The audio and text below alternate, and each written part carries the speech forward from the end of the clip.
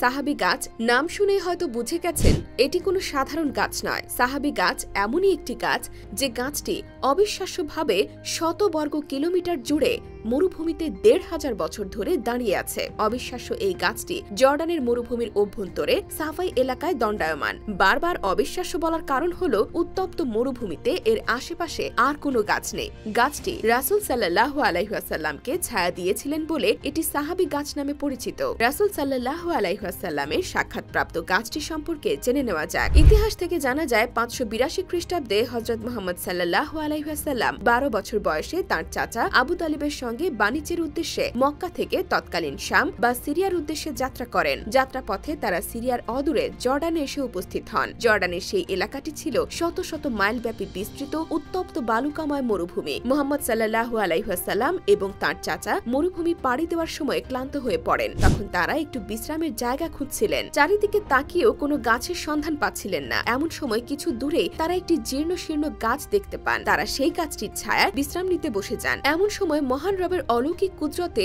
মরুভূমির বুকে গাছটি সবুজ পাতায় ভরে ওঠে। আজ পর্যন্ত গাছটি একই অবস্থায় দাঁড়িয়ে আছে। কথিত আছে নবীজি যখন তার চাচাকে নিয়ে গাছের তলায় বসেছিলেন তখনই তাদের ছায়া দিতে গাছটি সজীব হয়ে ওঠে এবং গাছটির সমস্ত ডালপালা সবুজ পাতায় ভরে যায়। সেই থেকে গাছটি সাহাবী গাছ নামে পরিচিত। আশ্চর্যের বিষয় হলো গাছটি যেখানে অবস্থিত সেখানে কোনো গাছ বেঁচে থাকা সম্ভব নয়। গাছটির আশেপাশের কয়েকশো কিলোমিটার এলাকার মধ্যে আর কোনো গাছ নেই, কিন্তু এই গাছটি ১৫০০ বছর ধরে এখনো রাসূলের সাক্ষ্য দিয়ে একই জায়গায় দাঁড়িয়ে আছে। মহানবী যখন তার চাচাকে নিয়ে গাছের তলায় বসেছিলেন তখন অদূরে জার্জিস ওরফে বুহাইরা নামের একজন খ্রিস্টান পাদ্রী সবকিছু দেখছিলেন। আবু তালিব যখন মুহাম্মদ সাল্লাল্লাহু আলাইহি ওয়াসাল্লামকে নিয়ে পাদ্রীর কাছে যান তখন পাদ্রী বলে, আমি কোনোদিন এই গাছের নিচে কাউকে বসতে দেখিনি। বিস্মিত হয়ে পাদ্রী নবীর চাচাকে জিজ্ঞেস করেন, ছেলেটির নাম কি? আবু তালিব উত্তর দেন, মুহাম্মদ। পাদ্রী আবার জিজ্ঞেস করেন, বাবার নাম কি? আব্দুল্লাহ। মাতার নাম আমিনা। বালক মুহাম্মদ সাল্লাল্লাহু আলাইহি ওয়াসাল্লামকে দেখে এবং তার পরিচয় শুনে দূরদৃষ্টি সম্পন্ন পাদ্রীর চিন্তা আর বাকি থাকে না যে